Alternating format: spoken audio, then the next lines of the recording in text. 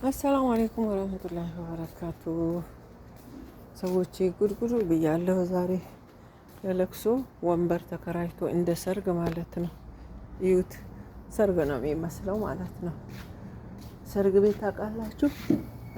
ሰርግ ነው የሚመስለው። እንደዚህ ተቀርጾ የሴትዋ የወንድም ሞቷል፣ ለነገ ለለቅሶ ይሄ ወንበር ተዘጋጅቷል። እያችሁት በጣም ይቀርማል። እዩት እስቲ ሱብሃነከ ያ ረብ።